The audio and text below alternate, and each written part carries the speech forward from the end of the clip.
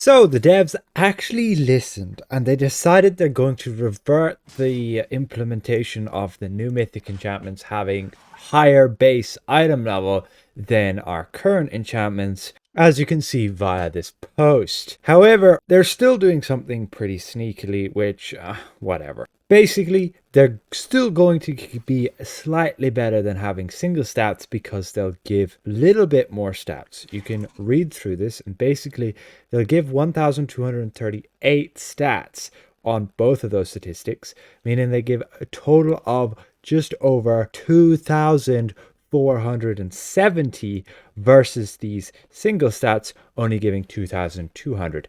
So you're going to get, if you get a full set of dual stats, about 2,000 more ratings. Now, I don't see this as such a big deal because getting ratings is, at this point in the game, it's pretty easy in end game to get those ratings pretty high, the ones you need, of like 5 different stats. And then you're going to have to go and optimize those ratings and fit them in so that you can ideally obtain the most value out of them. And ultimately, it'll probably end up as like 2% more accuracy. And I don't see that as such a big deal compared to just having higher base item level. So this is a good change, and it was their secondary solution to still incentivize players to obtain these, basically making it so that they have more stats instead of it having just higher item level. The original idea was to just give them more item level, and then people would be like, oh, I need those because they have higher item level. And I complained about that at length in my video,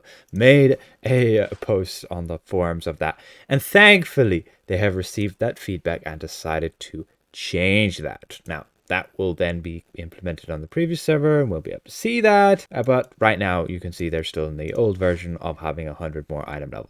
Item level basically gives you hit points and damage, which would be a direct power increase to your character overall. Whereas if now they're just going to give extra stats, you're going to have to sort your stats, basically have different gear and so on to try and make sure you're making the most out of it. And ultimately, yes, if you want to completely min-max with that, it might still be best to get the dual stats.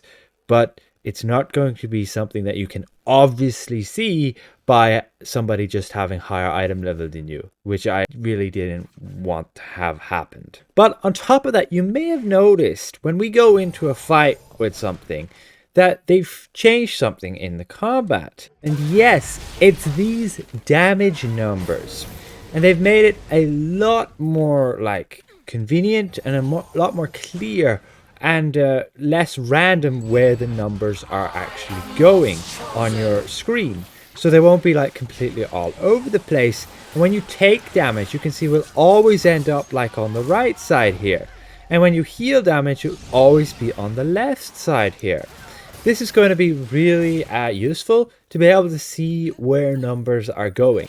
So like when I attack this guy, you can see they'll always be directing up to the top right there on this target, and that way I can easier see the damage I'm dealing against this particular enemy, and when I take damage I can also easier see where I'm, well, these I don't have Aragon on these guys, where the damage numbers are going to go, rather than them being all over the place down here.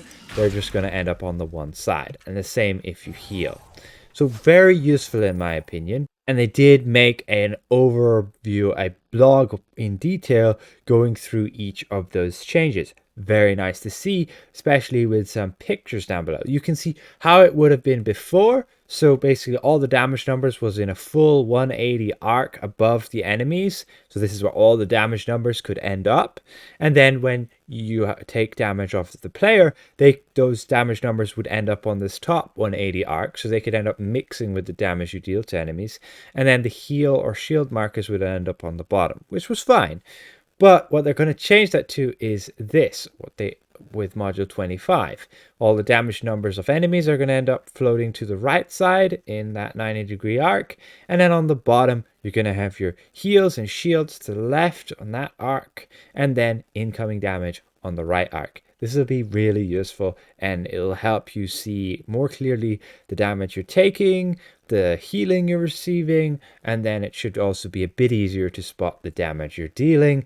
And specifically whenever you deal like bigger hits and so on, you will notice the text size will increase whenever you deal more damage. So this will retain that sense of excitement and celebration when dealing bigger hits. Now, somebody did mention, and I think it might be a good idea, to having basically commas implemented into the damage numbers. So instead of having just like 2 million here, you'd have 2 million with the commas dividing up the zeros. I'm not sure how that would look. That might end up looking a bit more ugly and probably not the best idea. But I can see why you would do it. Like attacking these guys, you get all these numbers, and if I hit for a few million there on, let's say, my mount power, you can see you can't really discern, was that like 100,000 or was that a million? They did change like the font a bit. I personally am okay with it. It's a little bit different, and the number size has gone down a bit as well.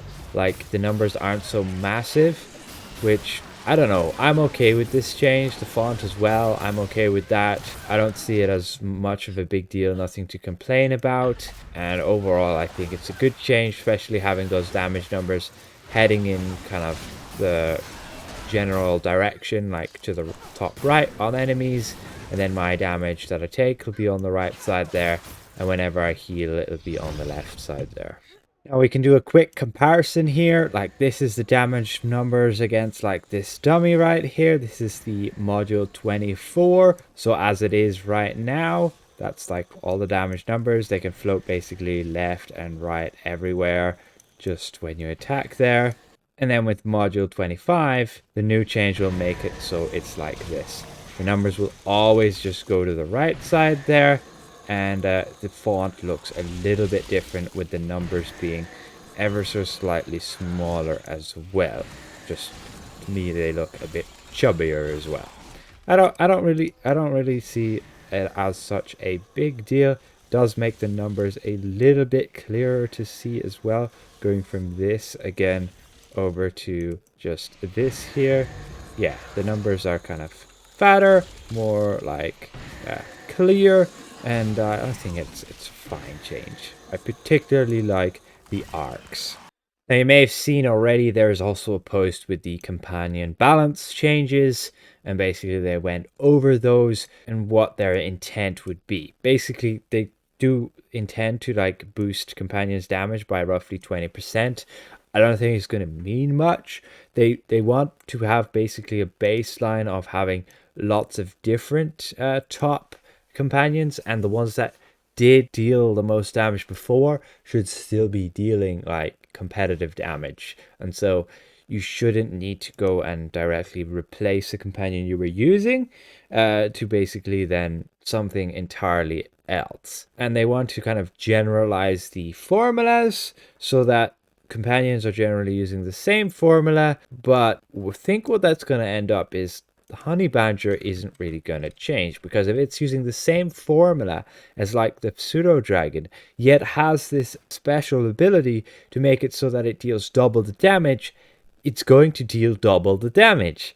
And if you can work around that requirement of it needing to be 90% hit points and higher, then you can make use of that double damage, because that's just an ability on the honey badger. Yes, I guess they could nerf the ability to maybe only 30% extra damage. But that'll still make it like, yeah, one of the best in stock companions for dealing damage. It just is really content dependent on how much that damage that companion will take, and then can it output as much damage as it would then reliably. Overall, it's a bit of a mess, and still, is module 25. Lots of things are still open to change. Probably still another month before this goes hitting the live server, and we have yet to see anything of the new trial, the Xemnid trial. And we have the key there, which is a beholder key, and Xemnid's basically like a beholder, so we'll be fighting a beholder. Like from Dungeons and Dragons, that's him right here. He's a beholder. He can shoot lasers out of his eye, and they all have all these different effects. And yeah, there's like 20 different effects from those different lasers. So it could be interesting. The trial could be interesting. We don't know. I have not done any testing of it. So when I see it on the preview server, it'll be the first time for me as well. Hopefully I can stream it when we do the first time, and we can showcase our struggles with figuring out how the trial works. Anyway, good news again that Cryptic actually listened and are reverting these enchantments so that they don't give more item level than all of the other ones, as I think that's ridiculous without them giving us the ability to just upgrade our existing ones to that equivalent item level. Massive thank you again to all of these channel members, and we'll see you guys around. Goodbye for now.